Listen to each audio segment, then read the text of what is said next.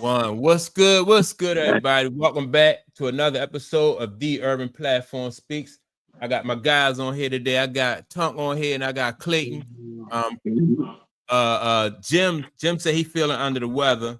And man, like I said, he might check in a little bit later on, depending on, You might be getting the early round in or something. Right. You might be on the back nine or something, And the day is a great day for golf. With the temperature and everything, it's a great day for golf. That ball traveling today. Yeah, no doubt. And so we got two big games coming on today. We got OKC and the Pacers coming on later. Then we got I think it's an important game between like the Fever and the Aces coming on. You know what I mean? Like both of them, their records almost mirror each other. Close, you know what I mean? Then you got Caitlin Clark on one end, then you got Asia Wilson on another end, right? But before we even get to that, man, I want to start out with like somebody in the chat yesterday said, "What's good, Eastside Legend? What's good?" Somebody in the chat yesterday yes, sir. Eastside Legend, yes, sir. I don't even know, it might have been Eastside, right? But I don't know who it was. They said that they think something to the effect that they think that OKC may have had if Kevin Durant, we was talking about Kevin Durant staying at OKC, and they said that Kevin Durant may have had 3 to 5 rings, right? So I went back and I was looking at that Kevin Durant during those early years, like when he first hit the NBA, Kevin Durant was a beast, right? He was a beast. And then when they was playing against Miami in that in that series, in the finals, right? They playing against Miami, and I was like, Kevin Durant was just too much for the Heat. You know what I mean? And then so some people think that those calls started going against him because they was trying to orchestrate things for LeBron, right? And then so I was thinking like, all right, that to me just points out how the NBA, if they want to, they can orchestrate some things. And if they wanted LeBron James to be the beneficiary or be the like next in line for this, in succession for Nike and that GOAT conversation, then they had to get Kevin Durant out the way. And so with that being said, we say, well, all right, Kevin Durant said, well, I don't want to be a leader. I just want to show up and hoop. And I was like, we knocked Kevin Durant for saying that, but could have been what was the reason for Kevin Durant? Could he have been discouraged after what happened to him early on in his career? And so what y'all think about that? Well, you going deep today. Yeah, because sometimes like when yesterday, I said, well, what does the GOAT conversation mean for Mike and LeBron? For us, it's barbershop talk, water cooler conversation. But like for these guys, we don't know like how they're looking at it. Like how did Kevin Durant feel when that series went away from them? When I go back and I look at that finals between, he was giving Miami everything they wanted and more. So I just wanted us to discuss that from that point of view. You remember when it came down to him having an ISO on LeBron, and he went to take that shot and baseline shot. That baseline shot. Didn't he turn it over or something in that situation? No, he missed it, but LeBron like swiped that. And I thought LeBron had fouled him on that play. I really did. It was a foul. But do you see what I'm saying? Man, that's an excellent observation, right? Because even to this day, I think about that. Like, it was a foul, but do you call it? Do you know what I'm saying? Like, it's crunch time. I mean, Kevin Durant, I still think should have made that shot, even with the fight. I think he still should have made it, but man, that's tough, man. That's tough. I think it was home too. I think it was OKC when that happened too. I think it was at OKC when it may have been. I can't remember, but I felt like that was the deciding thing for the series. It did seem like it. You know what I'm saying? Yeah. That was a foul, ain't no question. But it's like, man, do you make that call at that stage of the game, man? You know, it's tough. It's tough. Yeah. So it's interesting that's interesting. This whole topic, Mike. You know, in terms of that, like, are we? And you remember, like we always talk about, LeBron came in the chosen one. So, without a shadow of a doubt, by his own admission, there was some orchestration just to get him playing in Cleveland. Right. So, now, you know, he was privy to it. I'm sure he wasn't surprised by it. You know what I'm saying? Cleveland get the #1 pick. Yeah, I'm sure he wasn't surprised by it. No, none of us was. You know what I mean? None of us was. You know what I'm saying? But like you say, the NBA is going to make sure certain things happen. They're going to make sure certain things happen. You know what I mean? Some things they're not coincidental. They are. And revisiting your point from yesterday, Mike, about being it bigger than water cooler conversation. And my take was it's for the media, but I will go back to Nike benefiting, not necessarily saying they need one or the other to be the GOAT, but as long as they are in the conversation, it keeps them on the public mind and stuff like that. And the fact that they represent your brand, that's publicity, that's content that's keeping them in the minds of the public. And I think that too can contribute to Nike getting sales. And it's I'm going to say, and bottom line is money, it's revenue. It's money. You understand? So, bottom line. I had to rethink that, Mike. It's like Nike does stand the game because they're being talked about all the time. All the time. All the time. People might not even know how deep that is. You know what I'm saying? People might know. Well, they know that part of it. That's what's generating it all. It's brand recognition.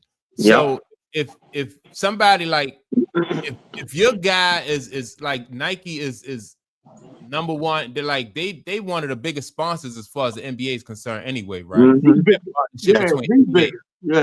Right. So if and LeBron is your biggest he's their biggest asset, then no doubt, you know what I mean, he gotta they gotta play that path for him in order for Nike to to be able to continue their dominance in that, And I just heard a player, I can't remember what player, he was on a podcast, says something to that effect, like Nike, almost to suggest that Nike has some type of influence on even player movement and championships and stuff.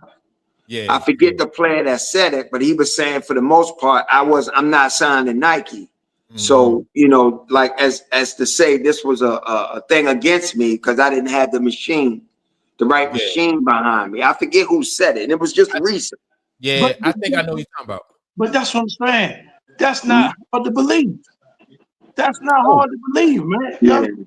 That's not hard to believe that that's the case. Mm-hmm. Nike and NBA, you know what I'm saying? They connected. So Tom, welcome back, Tom. Welcome back. Blessings back to him. I appreciate that message. No doubt. I appreciate it, man. But yeah, man, I feel like that. So like with Kevin Durant, and then I know I personally, I was like, Kevin Durant didn't want to accept that leadership role. You know what I mean? And so and that came after what happened in that series. So I'm thinking maybe because sometimes when you get like you playing basketball, when we young, we playing for the love of the game. And if you're fortunate enough to be able to play Division I college and then go on to the NBA, you still playing for the love of the game. But then when you realize you get there and you say, this is a business. They don't care about loyalty or anything. You know what I mean? They just care about the bottom line. Kevin Durant, for the love of the game, he said he just want to show up and he just want to hoop. People knock him for that, but that may have played into why he was saying those type of things is my only thing. It may have, but also if you look at his personality, to me, it kind of is in line with his personality too. I don't doubt that. Because and the same thing, like even if you look at Michael Beasley, right? Yeah. Like those guys and Kevin Durant and Michael Beasley grew up together, pretty, you know what I mean? They very familiar with each other. Some people might even say they close, right? Yeah. But those guys, like, they was playing for like I said, the love of the game, Yeah. more so than it was the money. Yeah. And if they're thinking that they could come to the NBA and be excellent athletes and basketball players and just let things happen organically, then that could almost be like a heartbreaking type situation if business play into it instead of allowing things to develop organically. Oh, you always gonna rude awakening for some of them. You know what I mean? That's Like, it. yeah, like a rude awakening, a shock to the system. But I don't think that situation, how it played out, I don't think that necessarily shaped the rest of his career. I don't think it shaped like Clayton just said. That was in him. That he just seems like that's in him. That he really just want to show up and ball. He really don't have no extracurriculars. He's not married. He don't have any children. You know what I'm saying? He just want to show up and hoop. You know what I'm saying? And by you know, pay attention to his career. That's all he's about, really. Who is KD signed to in terms of tennis shoes?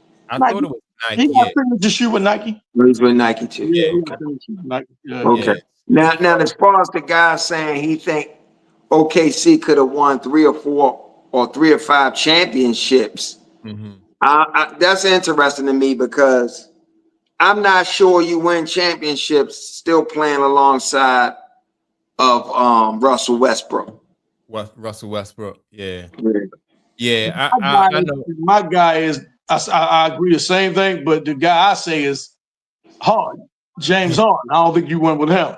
Yeah, you know what I'm saying? But yeah. But remember, Harden wasn't in the starting rotation. He was coming off the bench. Right. So he wasn't much of a factor like Russell Westbrook was. And I think KD left because, you know, he felt like he couldn't win with Russell. You know, it was something going on with them too. I definitely believe that. I think that played a big role in why he left. That he didn't think he could win with on his team.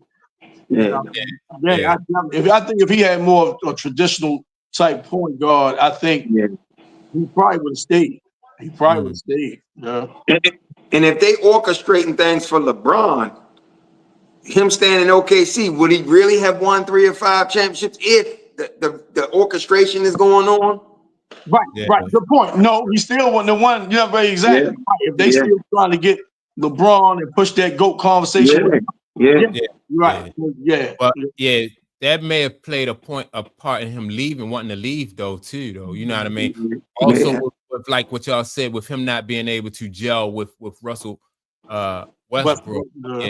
But I mean, Eastside Legend said when it comes to money and greed, anything is possible, which you know what I mean, which I can agree with that too. Let me see. Time, go ahead, Clay. No, you go ahead. Oh, now I was just gonna read. Town just said, OG, I don't believe it was Charles Barkley because he still gets paid by Nike, right? And so the Charles Barkley is still on that Nike payroll, you know, but I don't know how he fit into that, you know, because he wasn't in the way of Michael Jordan or anything back in his day. It was just all about, you know, orchestrating things for Mike at that time.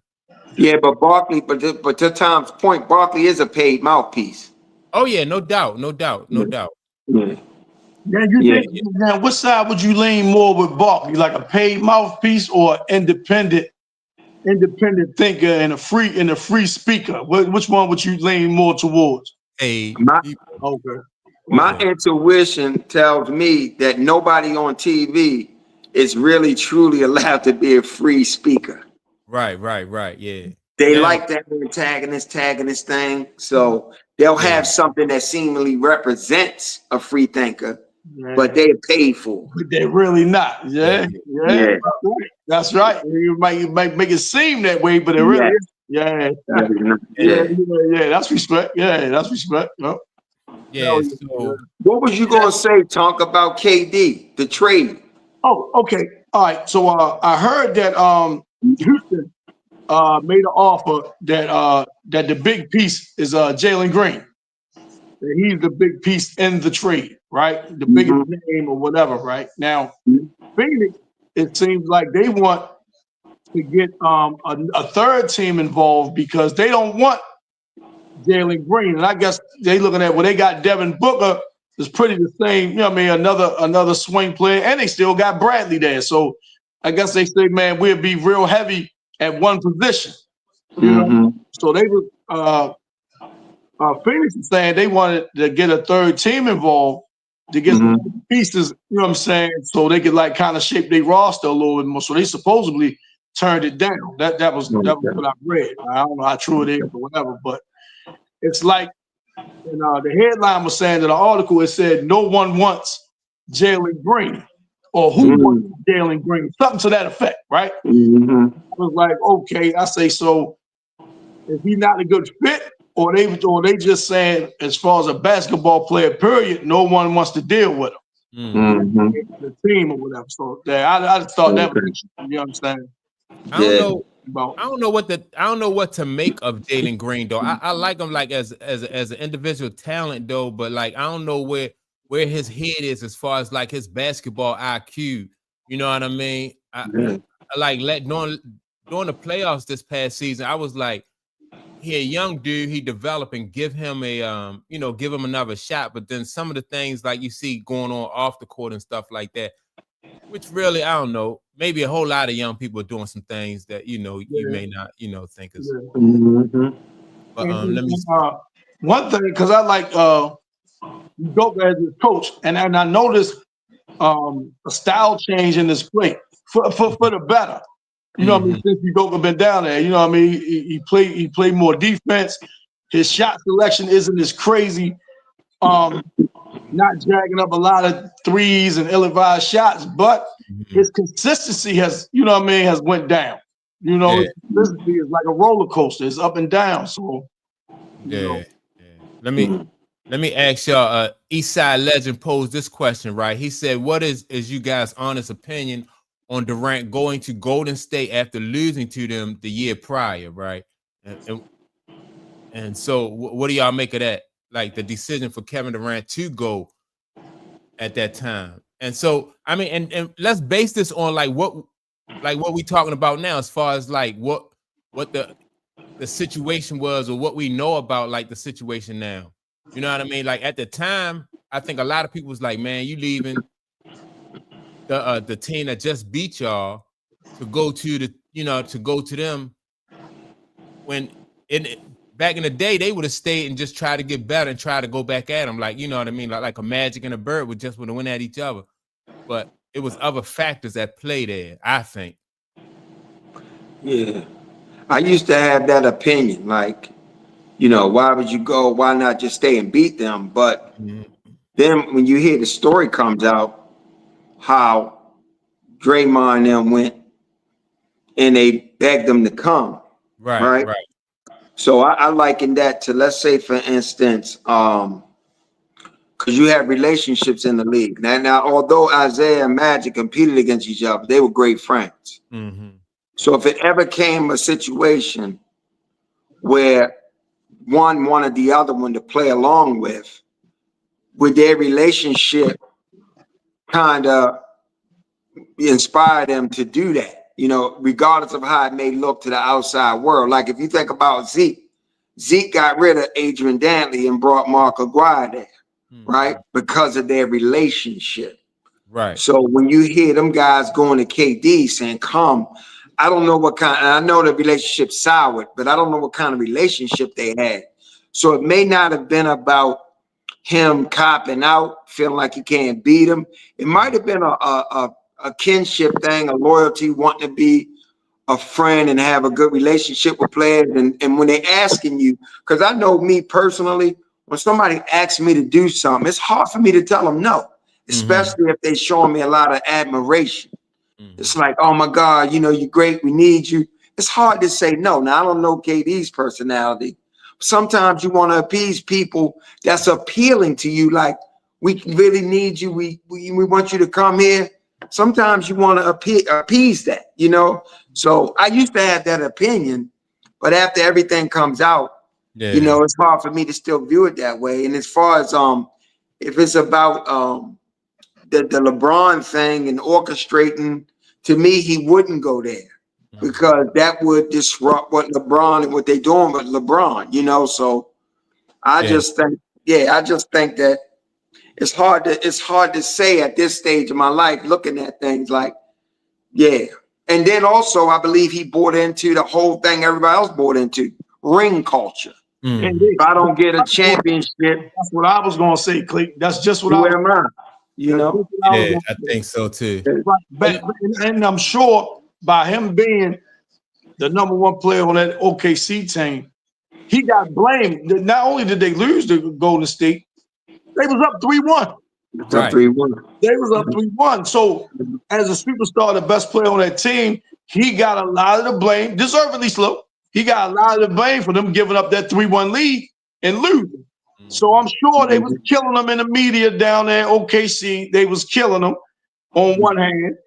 Teammates probably looked at him a certain way. You supposed to be the head dude. You couldn't get us over the hump, whatever.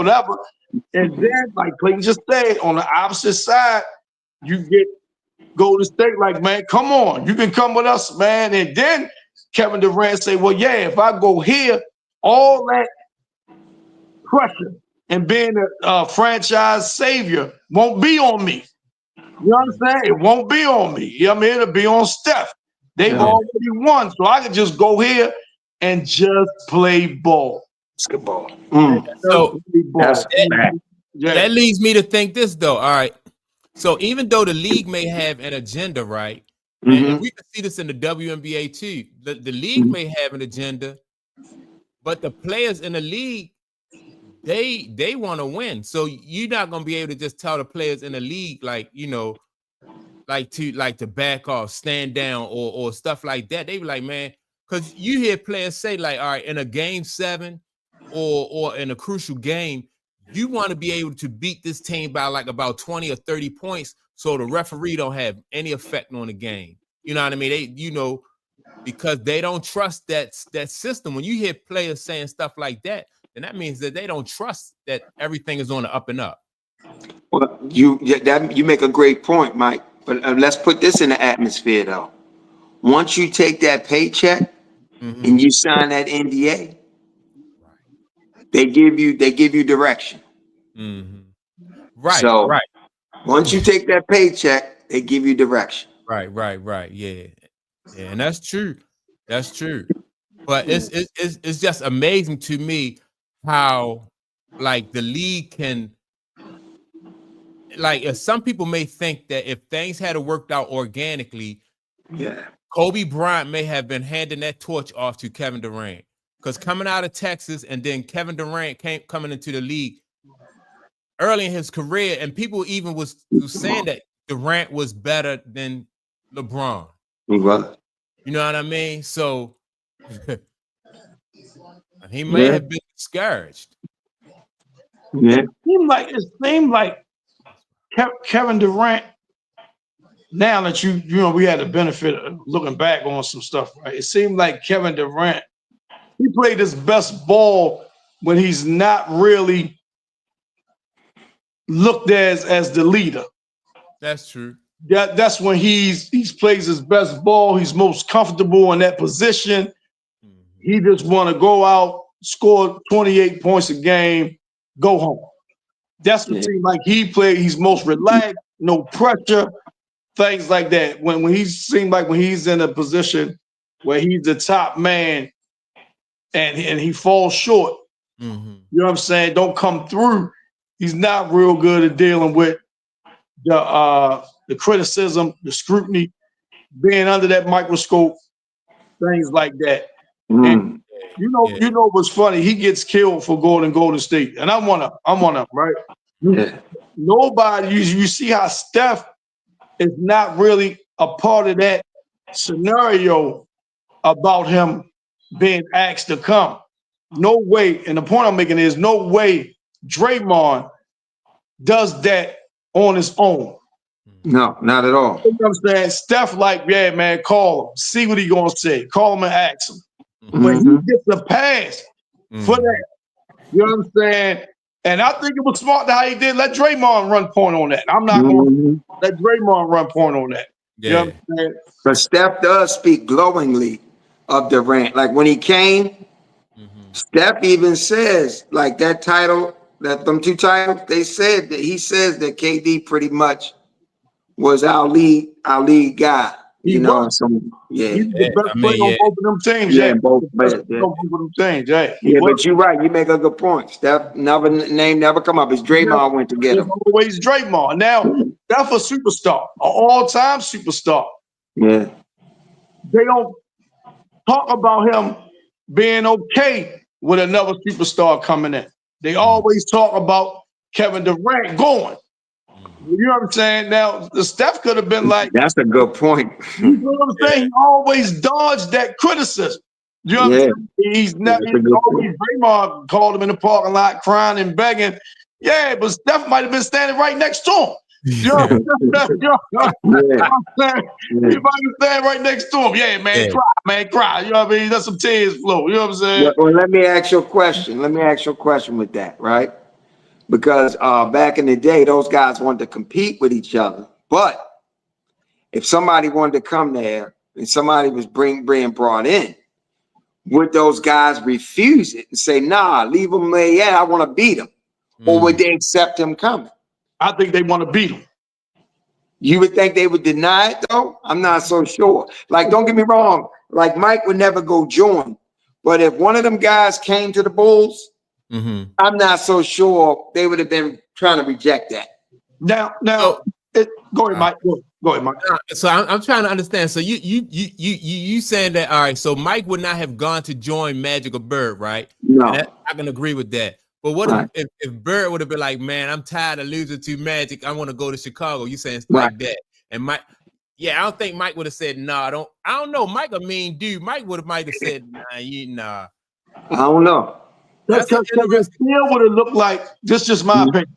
It still would have looked like a cheapened championship. It would have been lesser at the time. Now, when you move past it 20, 30 years, 40 years, you can say, oh yeah, you know what I'm saying, whatever. But at the moment, it looked like it would have been cheapened because can't beat them, join them type thing. Right. Yeah. But it wouldn't have been coming from Mike. It would have just been Mike accepting him, right? Because that's what we're saying about Steph Curry. Nobody says, well, damn, you're a champion. Why you accept that? Why you ain't want to just continue to compete against him? Now, my thing with that is it would have looked like a lesson championship, but Michael's determination to win, I think, might usurp any outside opinion of him winning. Well, Clayton, because I think the winning was greater. Mike did that, though. Mike did do that. What? With Dennis Rodman. He did that. It didn't look like Mike wanted Dennis, right? And so Steph Curry took a page out of Michael Jordan book, if you know what I mean, when you look at it, because a little bit of pushback came from Scottie Pippen. So if it wasn't Mike, it was Scottie that, you know what I mean? Right. Scottie Pippen pushed back. So who going to top Scottie Pippen's pushback? Mike. You know what I mean? So Mike or even a guy. Go ahead, Tom. No. Let me jump in.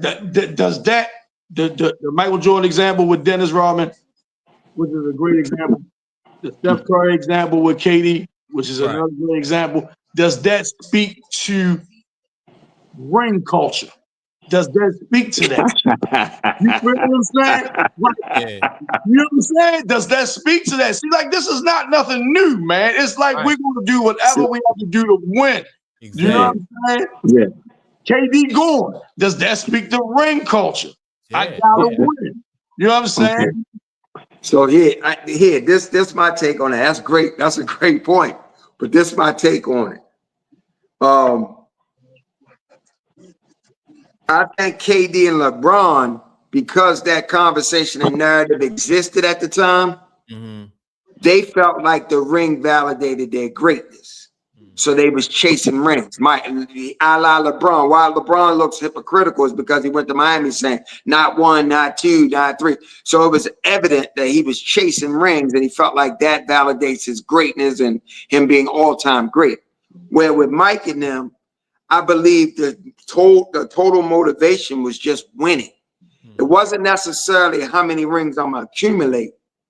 I never felt like that was Mike's vision. I just thought it was every year he wanted to win, not I want to get this many rings. You understand what I mean? Yeah, right. I agree. But he did say one time that Magic, because before Mike got his one, Magic had 5.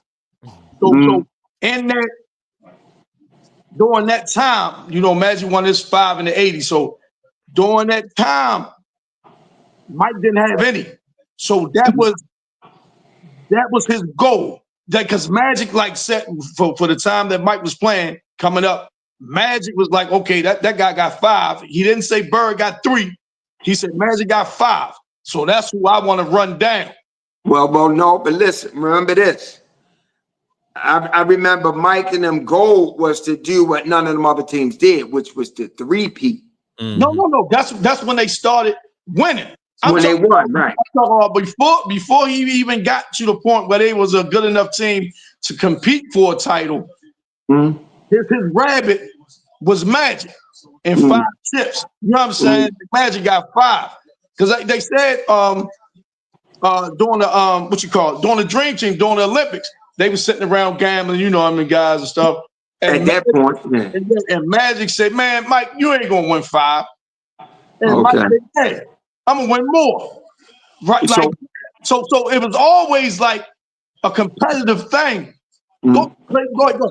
No, so why did Mike walk away after the 3rd title and seemingly retire? He didn't retire. That was a suspension. I mean, I said seemingly. Yeah, that was a suspension. But we speculating with the suspension thing. We don't know that for a fact. Yeah. But that'll never come out. Right. That'll never come out. Right. He said that was suspension. No way he walk away at the height of his power. That dude was Thanos, man. Then walk away. Come on, man. To play baseball, get out of here, man. Suspension. Well, let me go ahead, Mike. Go ahead. Is it a situation like it sound like with NBA guys, right? With Mike, Kevin Durant, LeBron James, all these guys who chasing championships, right? Like you fighting against 2 different things. You fighting against you're fighting against the best players in the world, the best players in the league. You trying to beat them, and then you trying to overcome what the agenda is for the NBA. So, and that may play into some of your decision making.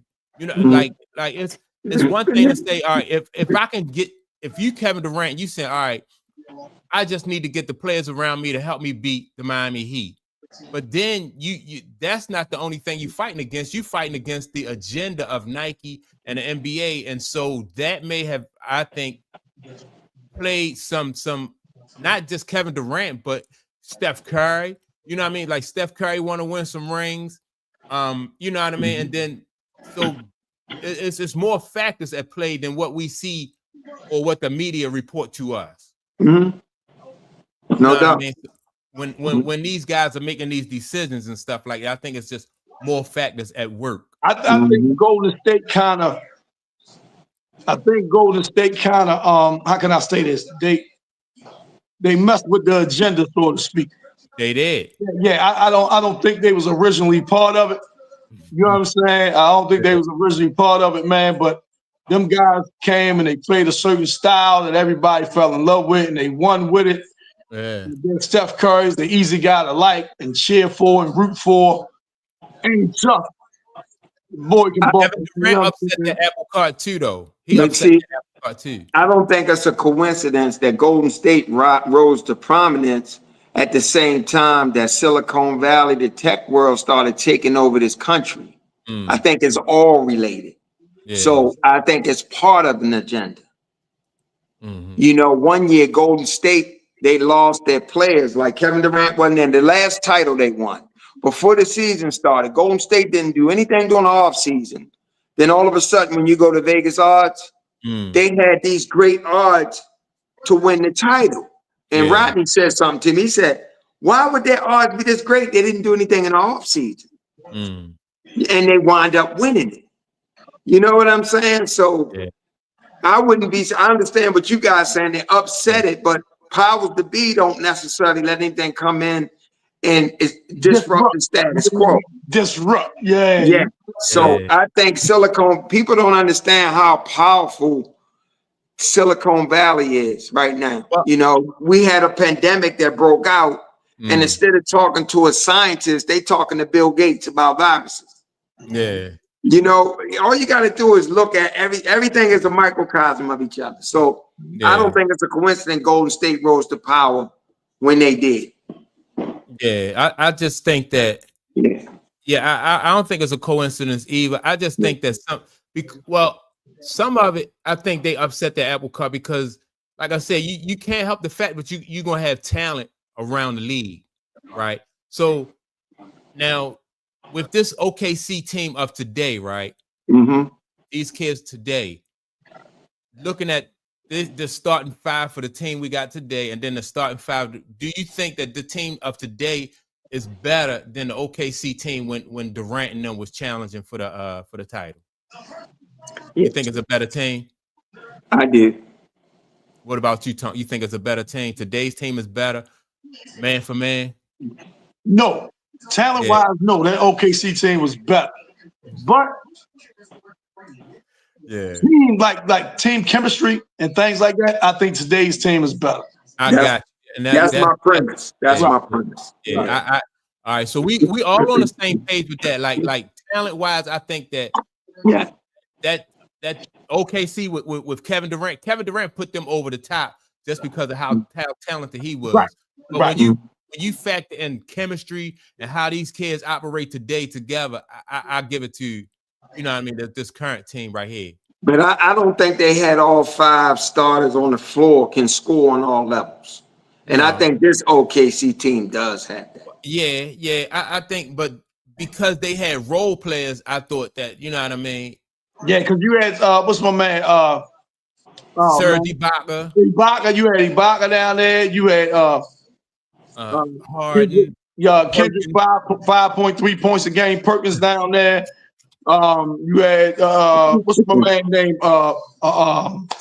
Cephalopoulos. Cephalopoulos. That's another dude. What's his name was coming off the bench, so he had a firepower coming off the bench. James Harden.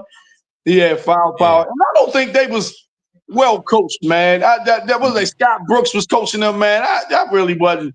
I really wasn't big on him as a coach. And was they as deep as this team? I think so. I think so. Like, you got Cephalopoulos, then you had Perkins, you know, Serge Ibaka. You had Brooks and Harden. You had Westbrook, Katie. Westbrook, that's what I meant. Katie. I can't go no further. I don't know who else. I can't. And skill wise, this team, they got some skillful players, and I still think as great as a talent Westbrook is, he's a liability. OKC, this team doesn't seem to have a liability on that team. Well, yeah. But even though he was a liability, they still was able to get to the finals with him. Yeah, that's true. A young Westbrook, I think, wasn't as much of a liability as he might be now because of the young Westbrook didn't have to shoot jump shots. He could get to wherever he could get downhill, and you know what I mean, in attack mode all the time. You know what I'm saying? So he wasn't the liability. I would say where he would fall short that he really wasn't a true point guard. The mindset made him a liability. Kevin Durant is your man. Yeah. Down the stretch, when they had Golden State 3-1, he's trying to take over and win the game for them. He played hero ball at one of them games. Yes. Game, one of them games, and shouldn't that have fell on the coach though, Scott Brooks though? You know what I mean? Like come on, and Kevin Durant, because like even Shaq said he told like if you shoot that ball again, No. But Westbrook, Kevin Durant could have took that stance. Yeah. But Westbrook wasn't surrendering to that. But I think that's not even in Kevin Durant's makeup. And it ain't in his makeup either, right? But it ain't in Westbrook makeup to surrender to that. But because now see, listen, right now, listen, this interesting, man. I'm glad we're going down this rabbit hole, so to speak, right? Mm-hmm. They like practice time, things like that, right? Maybe some things was asked of Durant to take more of a leadership type role in the team. Because it was unquestioned that Russ was the leader of that team. Even though Kevin Durant was the best player. Russell Westbrook was the leader. You feel what I'm saying? So maybe they wanted Durant to step into that role as leader, and he didn't want to, refuse, whatever the case. So now Russell Westbrook might look at that as like, you don't want it. Because we're asking you to lead us, and you're not. You refuse it. So you don't want it. So I'll do it. And that's where some of the clash could have happened as well. Just thinking on my end. You know but that's an interesting theory. Yeah. So, all right, well, let's kind of talk about like, all right, what are we expecting today from this OKC and the Pacers game? Like, I thought that like with this OKC team, like before the series started, right? I'm thinking of like it's going to show like what kind of, like if this is a great team or not, because great teams are able to play great on the road and at home, and the way they got beat on the road just let me know that they still have some work to do. Not that I think they're going to lose this series, but I just think that they got some work to do before they get to that next level as far as being like great. There's still some development there for them. But do you not credit the road win they already got? Like how many road games do you really beat in the finals championship when you're going against a team that's your equal? Or maybe even a little better than you? That's like, to me, it's asking a lot for a team to win a lot of games on the road. Mainly, we say, let's just steal one. And I think they did that, you know? And they did a pivotal one. That was game, what was it? They was up 2-1. They stole that fourth game, right? In Indiana and beat them handedly. So I understand what you're saying. I think both teams still got a lot of development to go, but this is a series, man. I really can't call this. I got to see how it play out. But I want to say this, and I wanted to ask you guys this question. If Jalen Williams has another game like he had that last game they won, right? He come out, lead him in scoring, go for 40 or high 30s or whatever. Does he steal the finals MVP from SGA? Well, it depends on what SGA does. If he matched him, you know, that last game, what he had 40 and SGA had 34 or something like that. Yeah. If he matches him, you know what I mean? If it's similar to that, I still give it to SGA. But if he go crazy and he run off and, you know what I mean, he's the reason they win, he can get it. Yeah. I think I agree with that. I think, because that last game, he had like 40, 41, and SGA had like 36, 34. Did he have that many? Yeah, they was rolling. Yeah, they was rolling. I thought SGA scored like 28 or something in that game. That last game because when I saw it, I'm like, God damn, they was cooking. Yeah, so it was he my sneaky pick though. If they win today and he play like, he's my sneaky pick. That kid is dynamite. What I don't expect a blowout. Either way, I don't expect a blowout. Yeah. Now, man, if you look at the start of that game 6, it's almost like OKC was like, man, if they get up on us, get out on us early, we just gonna pack it in and wait for game 7. It seemed like, man, we like, okay, all right, well, and they ran it up on them. You know what I'm saying? So like, all right, man, you know what I mean? Let's just wait for game 7. We ain't gonna risk no injury. We ain't gonna do this, do that. We just going, you know what I mean, get ready for game 7, go back home and get ready for game 7. Yeah, I don't know. And it didn't look like OKC was like really like motivated, like as Right. motivated as they Right. should have been. You know what I mean? That could have been a, you know, I don't know, man. You rolling that dice though, taking the foot off the gas. Oh You yeah, no rolling that dice because you're giving the team confidence. You're giving a team that already won in your building. Mhm. And to be honest with you, Indiana, they've already had an outstanding season. Just going to the finals game, they ain't got nothing to lose. I really don't think they're going to feel a lot of weight of pressure in this game 7 tonight because they've already had a great season. Yeah. So You know, I think all game 7s bring pressure, but it's like you that close. You that close. Like I'm you know, maybe 48 minutes away from the ultimate goal. And you know what I mean? In game 7, you know what I'm saying? Yeah. You gotta leave it all out there. So I think a little pressure involved, but I understand what you're saying. It's like they playing with house money now. You know what I'm They're saying? playing with house money, yeah. And OKC was the leading team all year, had the best record and the MVP. They gotta finish it. They gotta finish it. Oh yeah. They got a lot of pressure. So look, Eastside Legend said, I heard that game 7's usually a low scoring game Yes. with defensive game. So yes, I think that right there, I think that plays into OKC hands. Number one, they're at home, you know what I mean? And then their defense is really good. So I think that right there play into OKC hands. Do you think that comes to like both teams being a little bit tight? You know what I'm saying? Being a little bit because they are in a game 7 and you know what I mean? They're a little tight. They're not as loose, you know what I'm saying? Because game 7, you know, it says it all. It's all for all the marbles, you know what I'm saying? For all I think that plays a part in it for sure, Tunk. But I also think the referees tend to let them play a little bit too. They don't want that game 7 coming down to the whistle. But I'm gonna say this: if OKC don't blow Indiana out, that dude Halliburton down the stretch, you got to get them out of here. You think this dude can go all game not scoring? You think? But when that shit come down to the money, he just delivers. You think you think that injury going to affect them? You think that injury going to affect them? It ain't affect them last game. That's what I was saying. Like if he played the way he played last game, and then you know, and now you know, and they had a couple days rest and probably got some treatment stuff on it. So I don't think so. But the dude that Conley dude, TJ, what's his name, Conley or McConnell?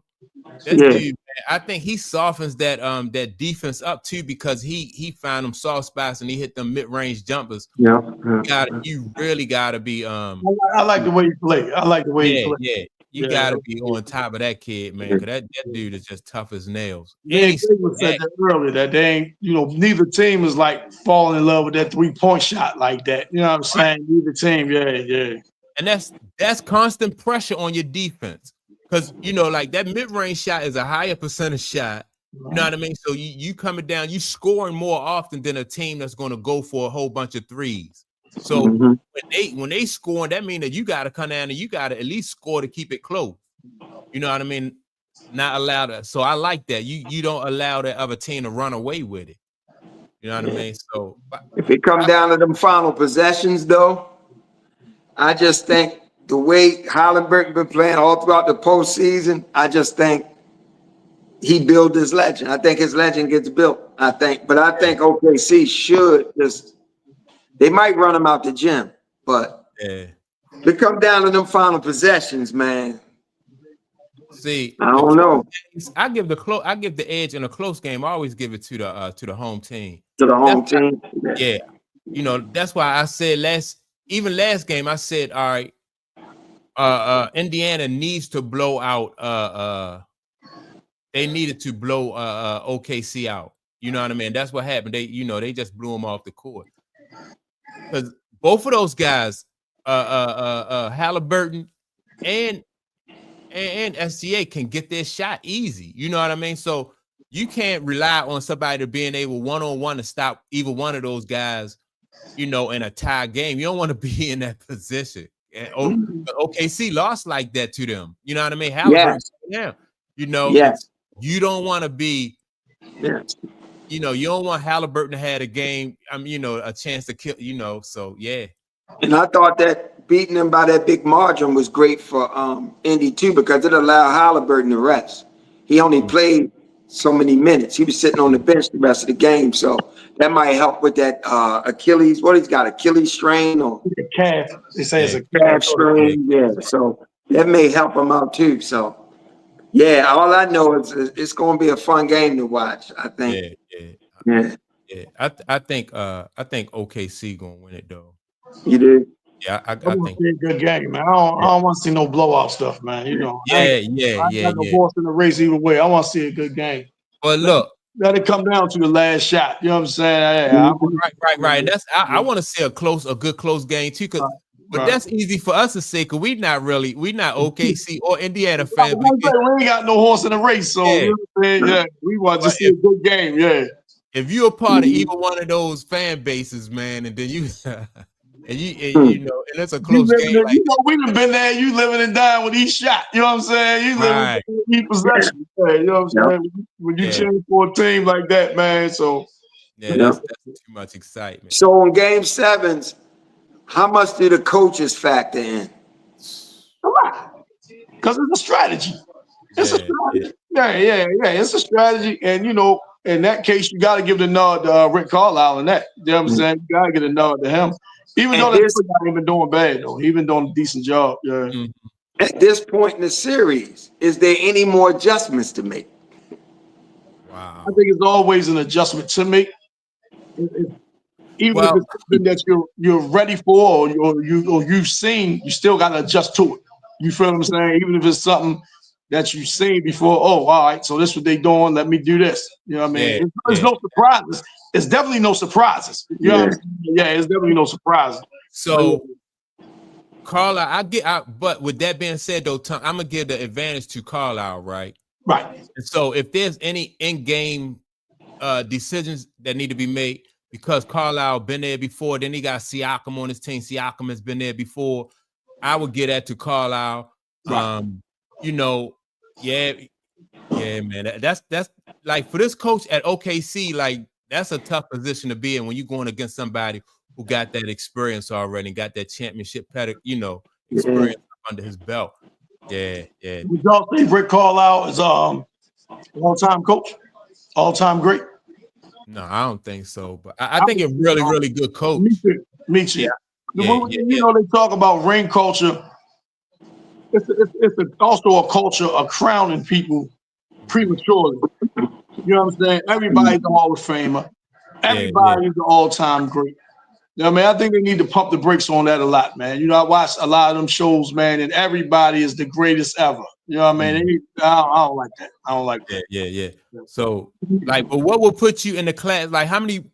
Like, would you have to have like a Eric Spoelstra or Steve Kerr type career to be like an all-time great? You know what I mean? I think if he was to win this championship with his second, with a second different franchise, you can start talking about him as one of the very, very good coaches. You know what I'm saying? If he done won two with two different teams, I think you could put him up there. I personally, I'm a big fan of Eric Spoelstra, so I don't know if I would say he's a better coach or on that level. But that's just my personal bias with it. You know what I'm saying? Yeah.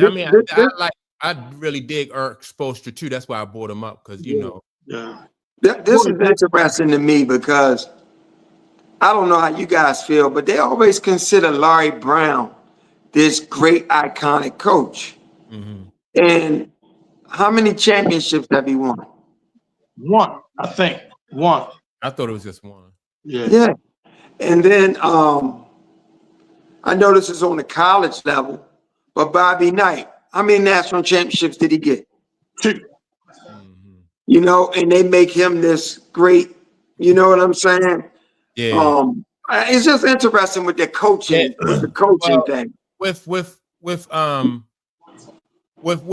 Bobby Knight, I kind of lean towards like Bobby Knight. I don't think it was hype around Bobby Knight because when you're talking about the pool, like the pool, that college pool is just so much more, is bigger. You know what I mean? Like as far as coaches, you had a lot of really good coaches out there, so I thought Bobby Knight was his I think that was deserved. I think Bobby Knight was all-time great coach. Yeah, I didn't. What about Larry Brown? Yeah, Larry Brown, Larry Brown was interesting, right? Because Larry Brown, you can see Larry Brown take teams that wasn't necessarily talented or had a lot of talent, and he turned them into winners. And when I'm not talking about champions, but I'm talking about he turned them into a winning culture, so to speak. Like, he might take a team, man, that then they constantly winning 50 games every year or something like that, right? Yeah. Larry Brown was the type, North Carolina, man. Larry Brown was the type where he didn't really like superstars. Mm-hmm. That team he won with in Detroit was perfect for him and the way he liked to coach. Mm-hmm. He didn't like superstars, you know what I'm saying? Mm-hmm. The thing with Allen Iverson, I blame both of them for that. Both of them get the blame for that. You know what I mean? They bumping heads and things like that. But I think Larry Brown, yeah, he should be mentioned. But I think Larry Brown to me is like a step above like a Thibodeau, right? Larry Brown, he had a certain specific way that he coached, and like throughout the course of his career, it never, just like Thibodeau, you know what I mean? It never changed. So if you was another great coach, you could really, and you knew Larry Brown, you knew how to counter his moves and stuff like that. Same thing with Thibodeau. So all right, I'm gonna switch coaches now. Steve Kerr. Do y'all think he's like an all-time great coach?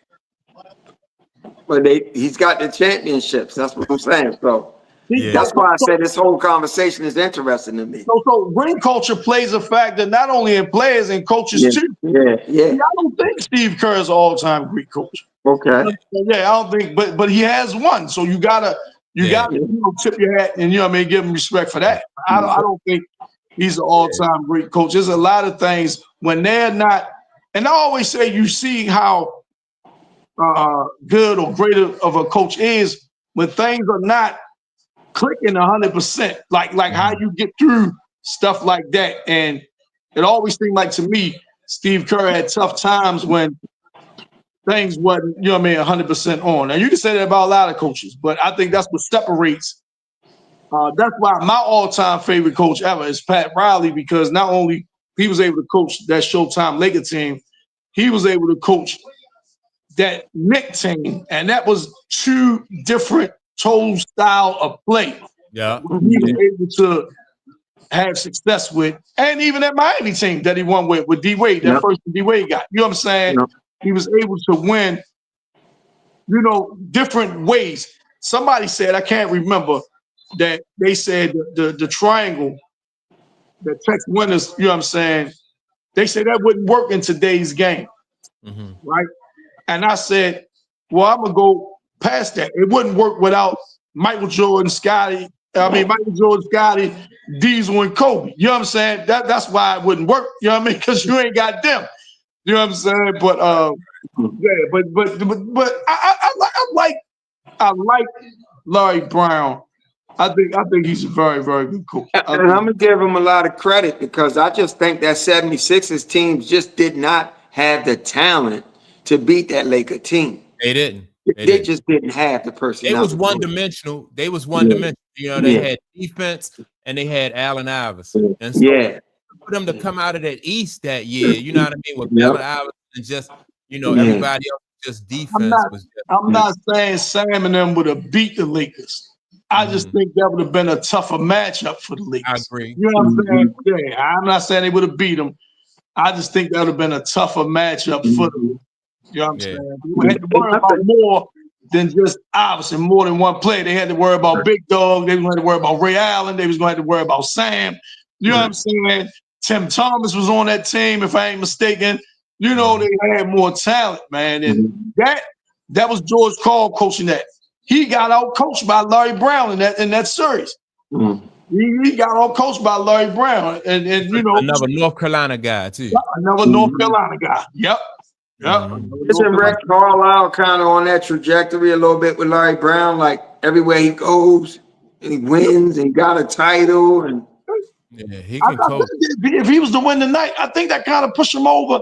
Where you can say he probably is a great coach. You know what I'm saying? You can say he's a great coach. You know what I'm saying? Where he went at in Dallas? Dallas. He won at Dallas. Yeah. 2011. Okay. 2011.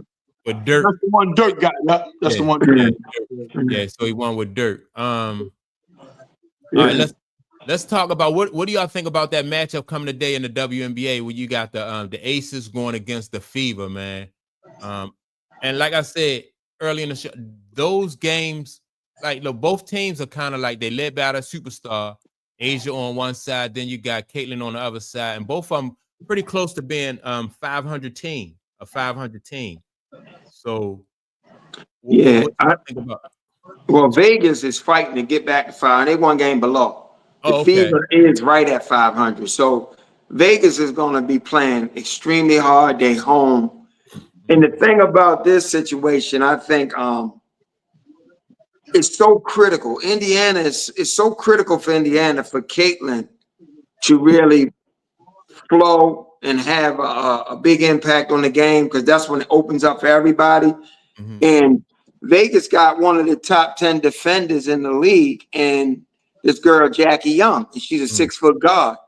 Yeah. So it's going to be very interesting to see, you know, if Indiana can match Vegas intensity, and they can find a way, you know, for Caitlin to be as effective as you want her to be, because they got the championship pedigree. They got Olympians on the team. You know, Asia's back, you know, from injury. So I'm not sure if Natasha Howard and Aaliyah Boston, I don't know what they can do with Asia down on the blocks. You know, she's very effective down there. So it's going to be interesting. I know the Indiana Fever, as long as Caitlin been there, they've never beat the Aces. Never. Oh, okay. Yeah. So this is going to be interesting, you know? Yeah. You know? Hey, Asia Wilson, she's just coming back off an injury, right? Yeah, she had a head injury or something. Yeah. I think, I think for Asia Wilson, I think it's like some extra motivation there too, on top of like, you know, because she want to stick. She always think that she's getting slighted when it comes to, like, you know what I mean, that MVP type talk, and who's top dog in the league. Then you got, like, with Nafisa Kalia, she just, like, right now she just running away with it as far as, like, you know, in that MVP discussion. She got hurt. She got hurt? Yep. She left the game with a back injury, never came back. So we got to pay attention to that. And I think she missed the game. I think she missed the game yesterday. Yeah. So you think Asia Wilson is that a legitimate gripe she have about, you know what I mean, feeling like she being slighted? Is that a legitimate gripe, or what do you think about that? In her mind, she might feel that way. In my mind, I don't, because I think the league was going out of their way to push her last year, because Caitlin was coming on the scene. The old guard, the media, they didn't want you to bypass Asia. So they was doing everything in their power. They was calling her the MVP before the halfway through the season. I don't see that she's being slighted, but I can't speak for her. Yeah. But, well, if you think about it, and you can't blame Asia Wilson for feeling the way she felt, because you think about it, when Mike was in the NBA and they said something about Clyde, and every time Mike saw Clyde, Mike wanted to give Clyde that work, or anybody who they said that was on Mike level or who could challenge Mike. So you want to see that, you know what I mean? Like, you want to see that competitiveness. Well, to me, she should have more of an edge with all the hype around Nafisa Kalia, because that's who's really coming for her spot, you know, in my opinion. You know what I'm saying? But, you know, the whole Caitlin Clark hype too, that makes every team deranged. and I said this yesterday, right? I said that every game that Caitlin Clark plays is like a playoff game for, you know what I mean, for teams around the league. So, but with the Indiana Fever, what they need to do is they need to stay up. Like, they can't let their guard down for no teams, because they'll lose to a team that they shouldn't lose to, but then they'll go to New York and beat New York. Right. You know, so that's where that maturity comes in. Yep. Now, I know Ace is fighting to get back to 500, right? And I probably would lean on them to win the game, but I also know that Indiana is going to have a lot of energy toward beating this team, because they never have. and they trying to, you know, stay above 500. They now in the Commissioner's Cup game going against the Lynx, and you know the two teams that play in that normally meet in the final. So I think it's a lot of motivation to finally get a win against Vegas in this Caitlin Clark era. So both teams gonna be playing with high energy. You notice how Caitlin played against New York, like you said, the Greek Fever played against New York. They really got up for it. I think this is one of those teams too, where the Fever are going to really get up for this game. Yeah. But here again, the Aces fighting to get back to 500. So probably be some fireworks out there, you know. Yeah. Chelsea Gray started the year off really good. She seemed to fizzle out. So now with Caitlin on the floor and the whole talk about Caitlin being the best point guard, I'm sure Chelsea Gray is going to have a lot of motivation in this game as well, you know, as Asia. Yeah. So, yeah, it's going to be interesting, man. It's going to be a good game. And it's so going to be a good game. Yeah. Eastside Legend said the same thing. He said, I think the Aces win today. I think they have more talent and they are at home.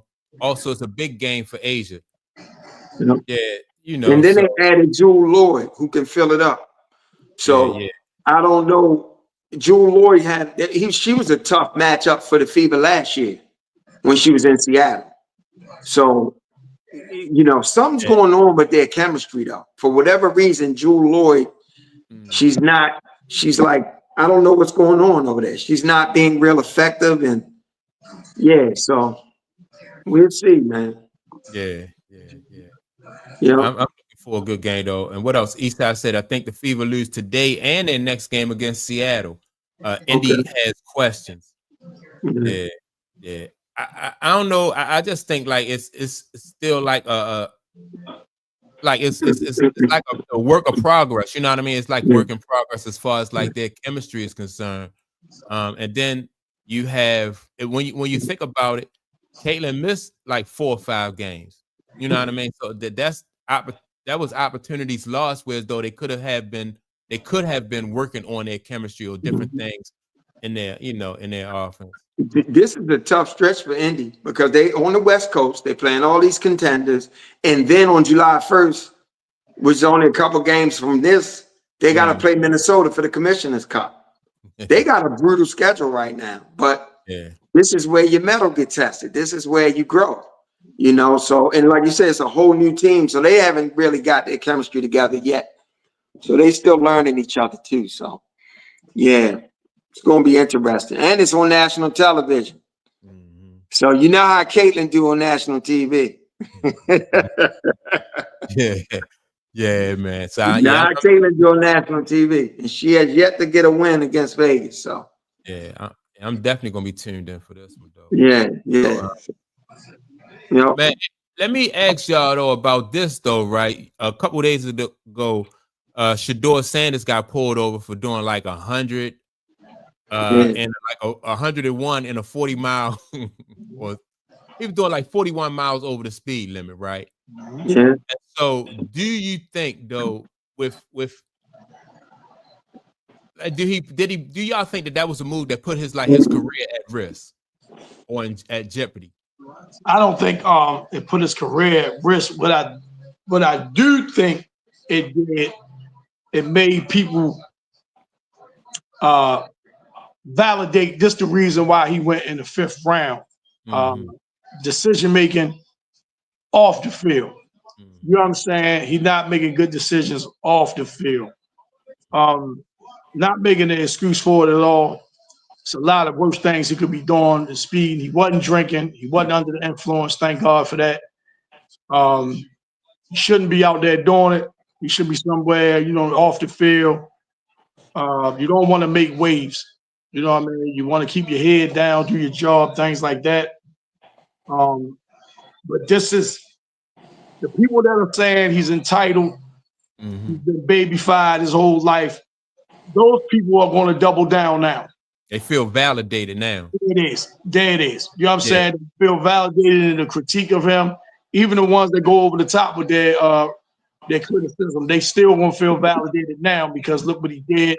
These are not the type of headlines you want to make as a rookie coming in, as a 5th round rookie coming in. You know what I'm saying? You under the microscope.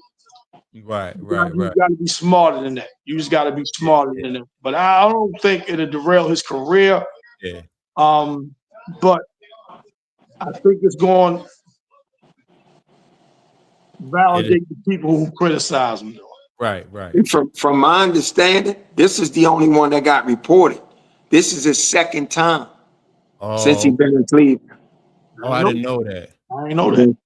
Yeah. But it's not been the first one to get reported.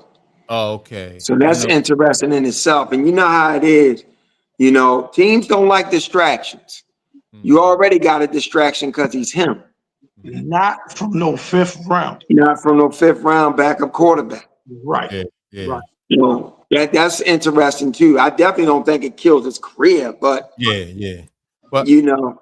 Yeah. And so East Side Legend said this the first time being away from his father, right? So do y'all think that played a role in it? Like him being away from his father? That's a good point. And I do. That's a good point. And I do. Because like you say, you know, everybody, you say, you know, he only had one coach his whole life. That was his pop. You know what I'm saying? Now he's out and he's rubbing elbows with different people, grown men who do this as a living, who's been in the league. So so he might be experiencing a little bit of freedom, so to speak. You know what I mean? Pop probably kept him close. You know what I'm saying? Yeah. Pop for these very reasons. Protecting Shador from Shador. Right. For these very reasons. So now he got that freedom.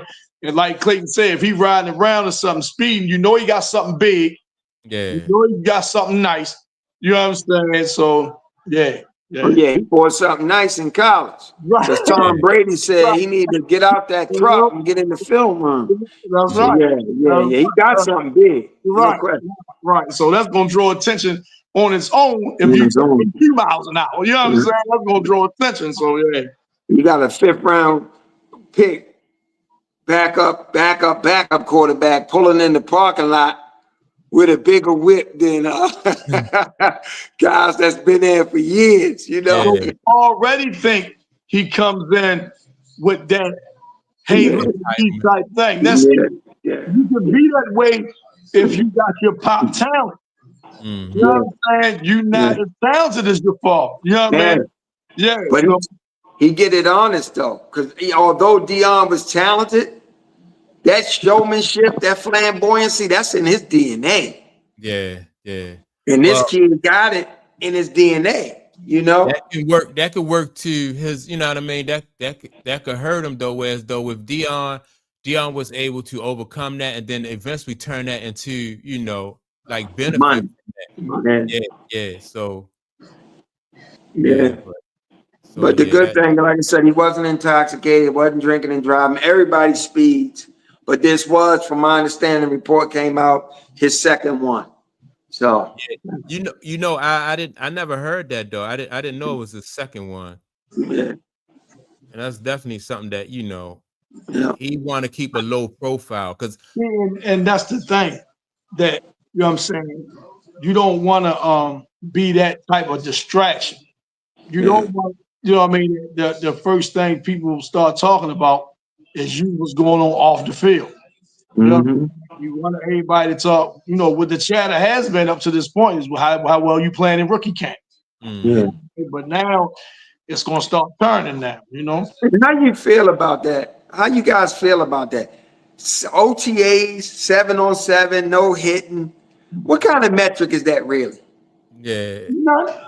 I don't know. Like if you're a receiver or something, I guess you work on your route running. Right. You work on like your route running but you can see that he has some favor and his father has some influence because they're not reporting on the one speeding ticket. Now they hyping up what he's doing in OTAs. Oh, they definitely hyping that up. But you got to remember, he's going against other rookies and undrafted free agents, and he's not even going against what you consider the first team of them. Yeah. You know what I'm saying? And nobody's hitting them, no pressure, no nothing. Right. So you really like playing catch almost, so to speak. You know? Like you playing catch, and but look on the other side though, Clayton. say like he was doing really bad doing this. You know what I'm saying? It would be the criticism, like, look out, man, he's horrible. Look out, you know what I'm saying? Yeah. Yeah, Look out, he's doing it in shorts and t-shirts. You know what I'm saying? So Yeah. good. Yeah. So That's yeah, good. I just wanted to ask y'all about Shador. And let me ask y'all this other question, right? Stephen A. Smith said that Memphis was nobody wanted to go there because what's the dude name? Ja Morant. Not John Morant. Who told him that Memphis was dangerous? Because he threw this Talking about the violence in the city. Butler, Jimmy Oh. Butler. He said that don't nobody want to go there because Jimmy Butler told him that the city was violent, right? Oh. So it's two issues there. One issue is that he threw Memphis under the bus, then he threw Jimmy Butler under the bus, right? Yeah. So what do y'all think about that? Did you even hear about that? I did. Yeah, so I think it came on the heels of the Desmond Bain trade. Yep. Right, yeah. And so Yep. they say that Desmond didn't look too broken up about the fact that Memphis got rid of him. Yeah. And Stephen A. Smith was like, that's because, nobody wants to play there because the city is dangerous. Right. So what y'all think about that? Well, Man? John, I'm gonna tell you why. That guy crazy, man. Go ahead, though. Well, John Morant checked him on it because John Morant, like, I don't have no interest in being moved and stuff like that. But the people from Memphis, you got people in the media speaking out against him. I'll let the city of Memphis check his ass because you know what I'm saying? Like, that's crazy to me for him to say that and to throw Jimmy. Now, I'm surprised Jimmy Butler hasn't came out with a statement yet about it. Right. Like, I'm thinking the same thing. I'm like, I ain't telling him nothing. Right. You can't quote me. You know what I mean? Like, if you think Memphis dangerous, you just can't quote me and say Jimmy said don't go there. Yeah, he's the main guy. He's often said, "I don't reveal my sources. I'm not going to do this." That. He always said no. I mean, and he said Jimmy Butler told him. NBA player or NBA coach. He never give names, but he gonna throw Jimmy out there like throw that. Jimmy out there. Yeah. So, and Stephen A. Man, it's like I said, it's like it ain't even about basketball no more. It's like. Yeah, he ain't even watching games, man. He playing solitaire on his telephone. Man, He attaching names to, you know what I mean? This dude, like, reporters usually don't attach names, you know what I mean, to their sources. Right. And you don't have no sources after you I'm continue to about to say that. I'm about to say it. Now Jimmy ain't gonna say nothing to him no more. Yeah. Jimmy ain't Not gonna only say Jimmy no Butler, more. but you know what I mean, players around the league. Right. To me, Stephen A., reach out to Desmond Bain and ask him how he feel about the trade. Yeah. That's what you do as a sports journalist. Yeah. You sit up there saying, speculating on how this dude feel because Jimmy told you the city dangerous. Nobody want to play with that, man. Come on, man. Come on, bro. Here again, he's paid. He's a paid hat. It could be 1,000 reasons why Desmond Bain, you know what I'm saying, ain't mad about the trade. It could be 1,000 different reasons, man. He go like, he could have heard bad news about a family member, something which describes his demeanor. You don't know what's going on with that guy. No. Let me tell you why. Why? Yeah. What major city in this country though don't have like a bad, you know what I mean, like a bad neighborhood that you want to stay out of? Absolutely. Right. United States of America, every city across the country has crime. Yeah. Every city is dangerous. And Jimmy Butler probably could have said that, like he didn't want to go there because he didn't want to play there. So he might have threw that out there as a reason why. Right. Yeah. I would have felt better about it if he said something that was organizational or something. At least it's in line with sports. But that's crazy. Yeah, man. So that's crazy. Why we on the subject of Memphis, right? I know we're talking about New Orleans and Zion. Are they going, come off of him and things like that? Do you think Memphis should come off of Ja Morant? Well, we talked about this months ago. I don't know.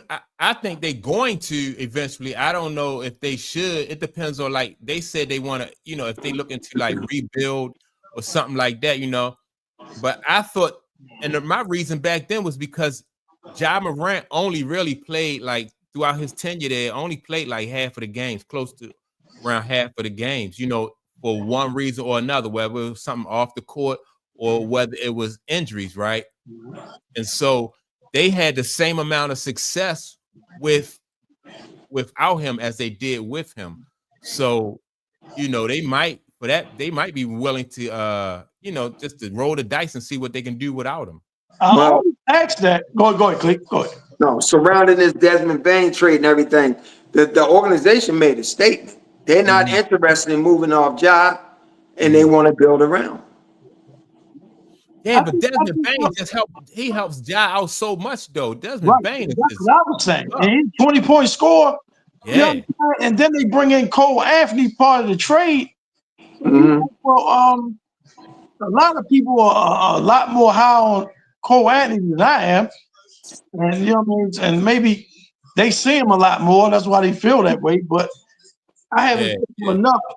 But what I have seen, it really, his game don't really, impress me too much. I think Cole Anthony, in my opinion, is a big step down from Desmond Bain. Yeah, I don't think they're gonna bring him in the start though. You're right, Mike, but I don't think they bring him in as a starter.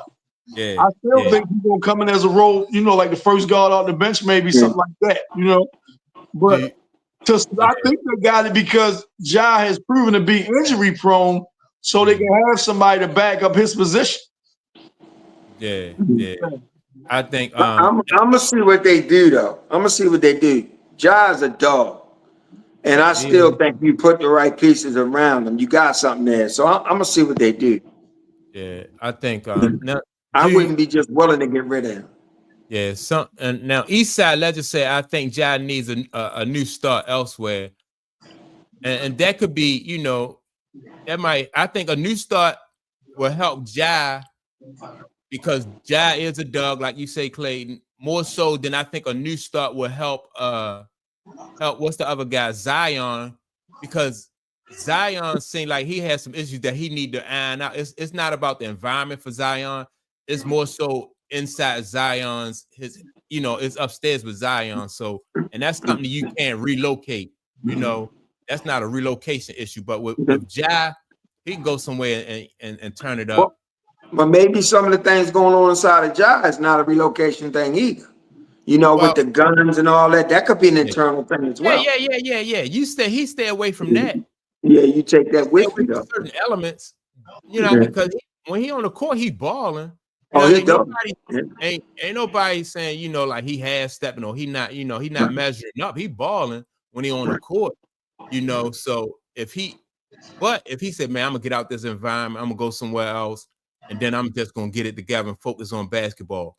He don't have to worry about, he and sometimes that relocation does that. You know what I mean? Yeah, sometimes it do, but that environment he rocking with, at least with the strip club, they in every city.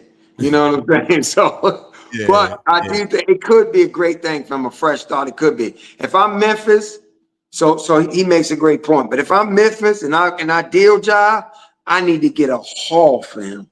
Yeah, a haul. You say strip clubs in every city. You talking about Ja or Zion?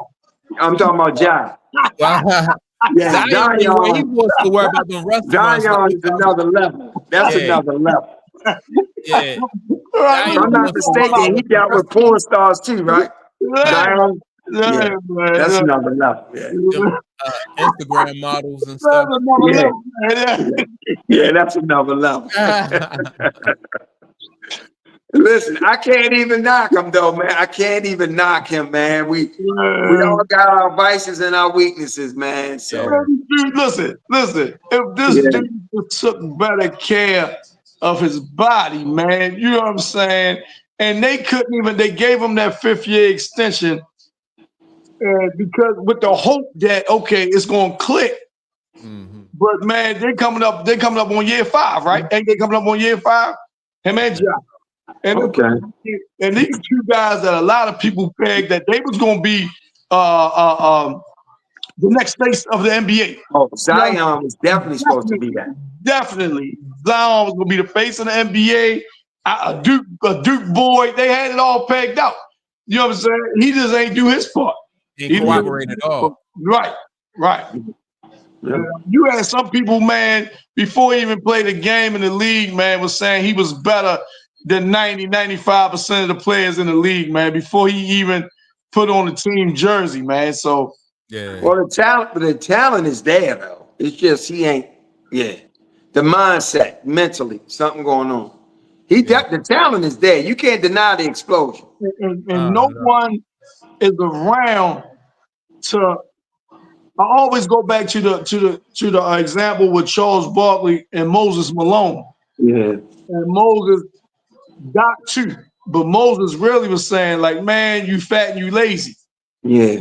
Nowadays, if Moses was on New Orleans, they would trade Moses. They would trade Moses. You feel what I'm saying, Clay? You gotta go. You the problem. Yeah, you can't. Right. He the future. You can't mess with him. He the franchise. Like that. They would trade Moses because they don't want nobody messing with the future. They don't want him being upset and he won't sign the extension and things like that. But you know, it's weird, man. It's weird. Me doing what I do, Tom. If Moses was on the team in this era, what would Moses be in the league? He might be that icon where he can say anything he want. Because who would stop Moses in this era? Nobody. You know, he might be averaging 40 a game or something. You know, nobody. You know what I'm saying? So, but I hear you though. But you make a great point. This nowadays, they coddle the stars. You can't say nothing. They ship your ass out. He the future. I get it. And you look what it gets you. I'm talking about in New Orleans. You know, I mean, look what it gets you though.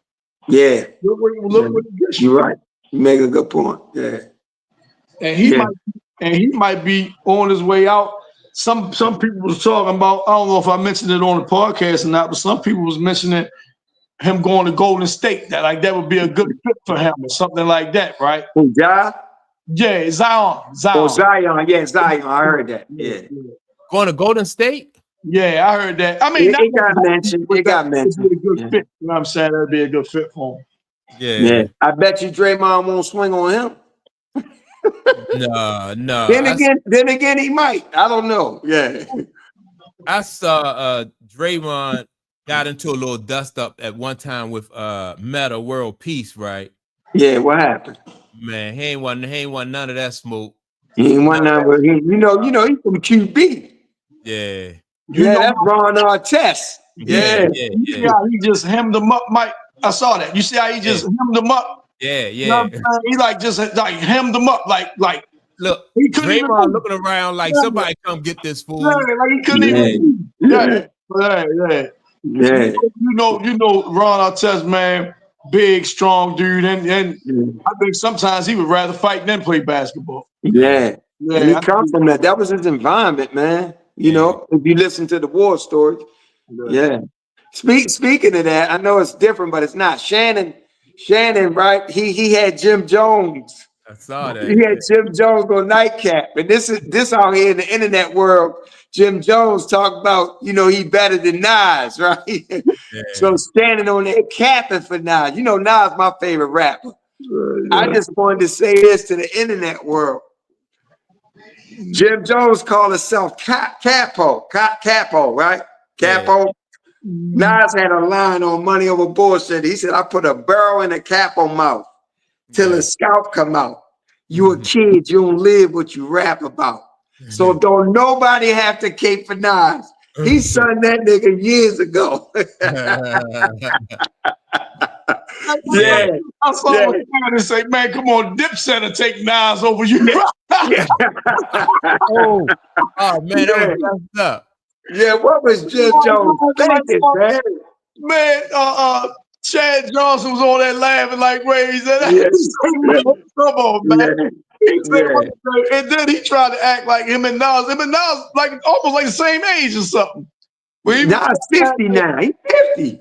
Yeah, Now yeah. 50, right? Yeah. I think Jim Jones, what, 49, 48? He They around younger, yeah, he younger than him. He younger than him. He said something about when Nas' first song came out, he was in 11th grade. So Oh, I yeah, think yeah. Nas was like 18. If he was in Right. 11th grade, yeah, they a couple years difference. Yeah, Yeah. yo, it is Yep, different. you're right. You're right. Yeah. Oh, somebody said KD traded. What's going on? We He got to get got traded?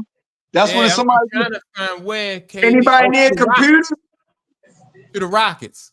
what? Wow, the trade went through, Tom. What? I wanna.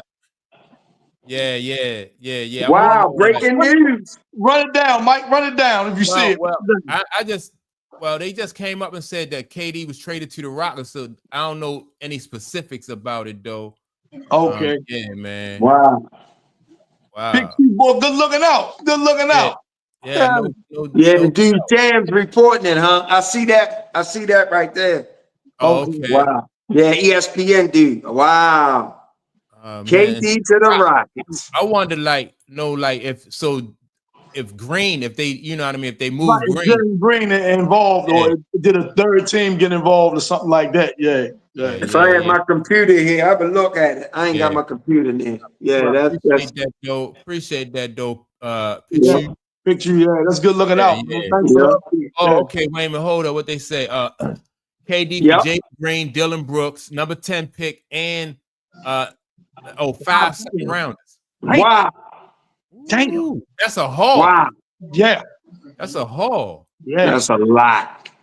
Wow. Well, they did trade. Now you gotta see, are they going to keep Jalen Green or try to package him and maybe a couple second rounders to move him somewhere else? Yeah, so that'd be interesting too. Yeah. So, okay.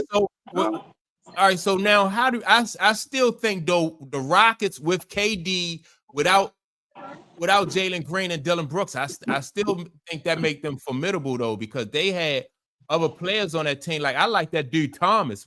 Is that Amin Thomas or the other Thomas? See, I don't know which one. I know you're talking about, but I don't know which one. Then they got the I think it was Amin Thomas, the one that's in Houston. Okay. I dig him though. Him and KD, and then the rest of those guys around them. Well, you know the center. I think he was he an all-star this year? The center. What's the center name down there? I keep forgetting his name. I like the center. What is his name? Is that Shangoon or something like that?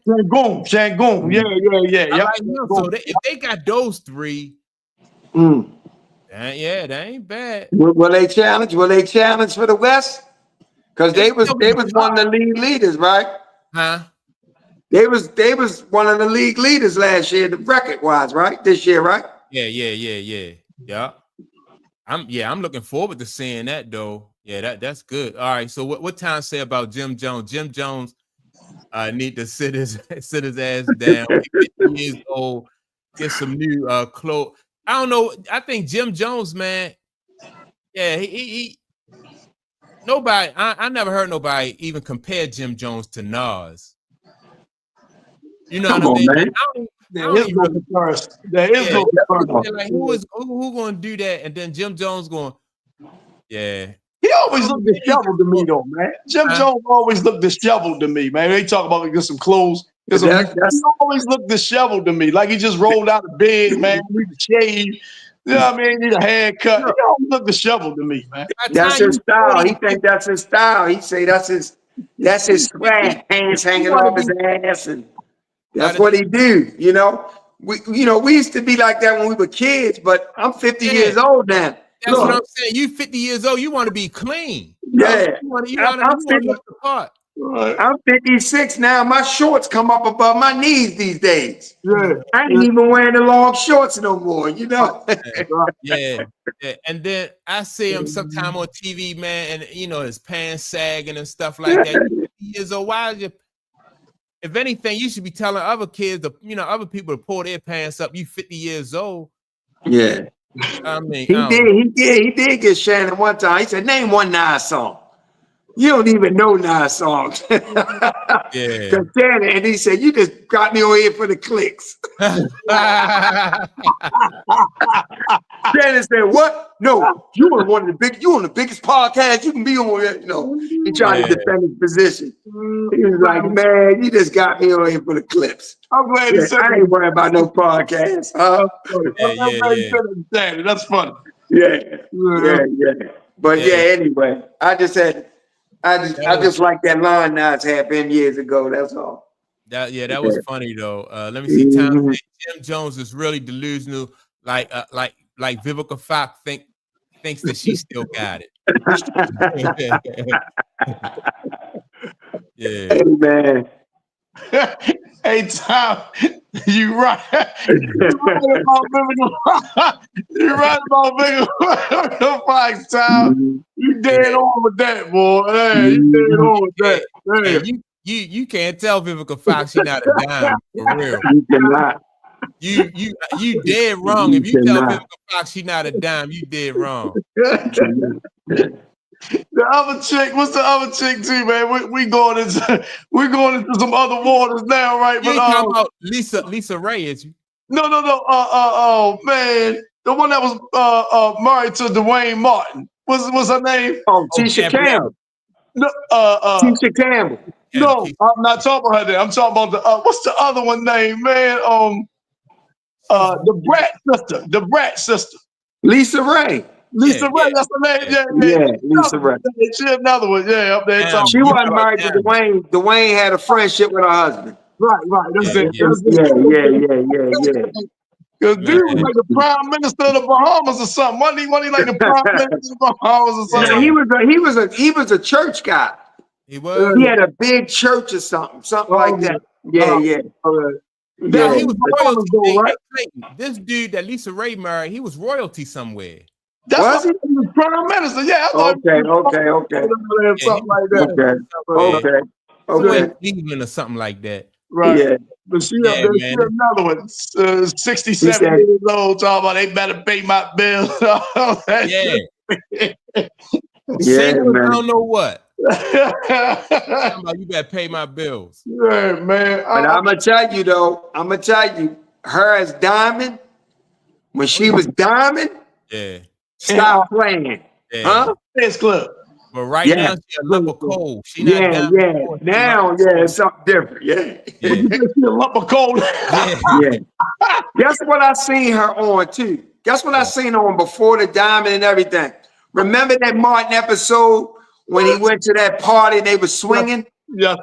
She was one of the girls that come out on Tommy back. Yeah. That was her. Yep. Well, she might a lump of gold. Yeah,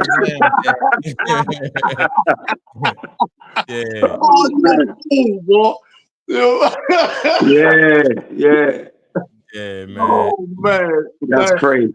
Y'all dudes wild, man. Y'all dudes wild. Yeah. Man. Kevin Samuel, the OG, boy. I still be watching his videos, Tom. I'm telling you, man. I still be watching Kevin Samuels, man. Hey, them women hated Kevin Samuels. Yeah, they did, man. Yeah, they did. The Godfather, baby. The Godfather. Yeah. Samuels.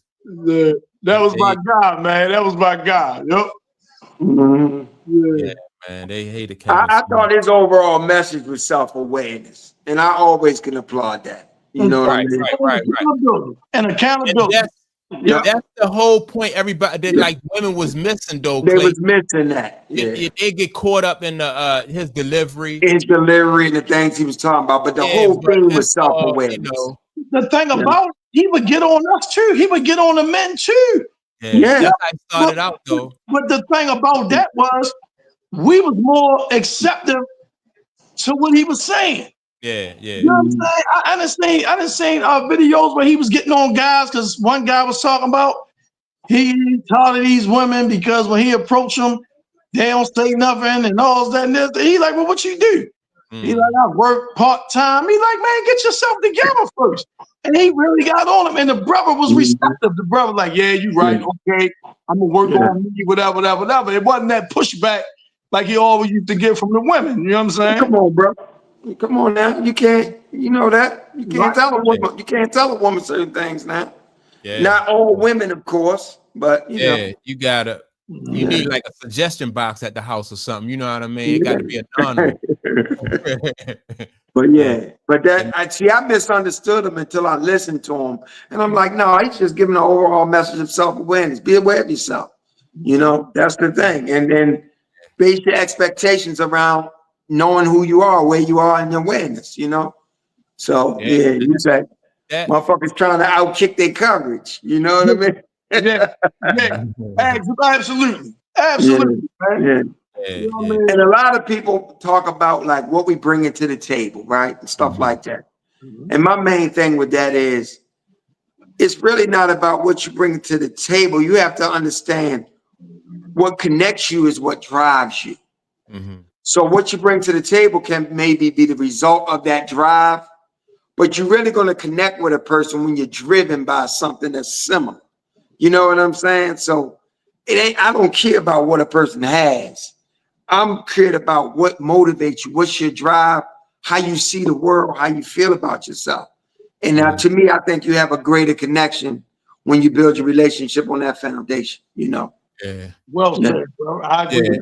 I agree with that. I agree with that. But I think too, though, like relationships, whether they business or personal, it's about being able to it's like about team building, right? So whatever it is I contribute to the relationship, whether it's a business or a personal relationship, I gotta know how to align myself with people that are going to bring a different skill set or a different value to that team than what I bring, so we can advance. It's like when you like on a football team, you only have one quarterback. You know what I mean? So why would like why would Tom Brady want to play with what's the kid name from Baltimore? Lamar Jackson. Lamar Jackson. You know what I mean? There's other roles and other positions that can be filled. And so. But yeah, but when you fill in those positions, though, when you fill in those positions and you want an offensive lineman, you want that offensive lineman to be driven by something similar to what you're driven by. Right, exactly. Yeah, that's what I'm saying, though. It's about team building. And my thing is just like, and some people say, well, I want to be a power couple. I think those kind of relationships, it might not be about money now. It's about now, like, having a chemistry that's going to make us move forward and work together. Like bringing in more money ain't going to be the issue if somebody else already bring that to the table. You know what my definition of a power couple is? Two people that's found themselves. They're happy within themselves and they're sharing their happiness with others. And now when they move through life, they're expressing love and it affects everybody around them. That's power. Yeah. That's just my take. Some people say it from maturity. Yeah. What'd you say, Tom? I know. I say for sure. What Clayton said, I said for sure. That's exactly what it is. Yeah. People always equate power with, finance, and that's not always the case. Yeah.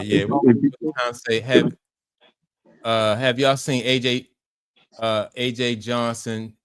Let me see. She played the kid with Tisha Campbell, and she looks like the star from Star Generation. Who is that? That's the girl that was in House Party with Tisha Campbell, her girlfriend. Right. She was a little cutie, the little dark-skinned girl. She was a little cute. Baby boy mother. Remember Baby Boy Mother? Yeah, that's what that is. Yeah, Baby Boy Mother. Yep. That's what that is. Yep. You know what I'm saying? Mommy gotta have a life too. Right. Yeah. That ring range was turning out the frame all, that ring range was turning out the frame. Okay. Like, He said turning out the frame. Boy, Baby Boy had to walk in, man, see this dude. And couldn't do a damn thing about it. Yeah. Boy, I tell you. That was bad. John Singleton, a motherfucker for that. Yeah. Oh Lord. Yeah. He all in the kitchen naked, making Kool-Aid,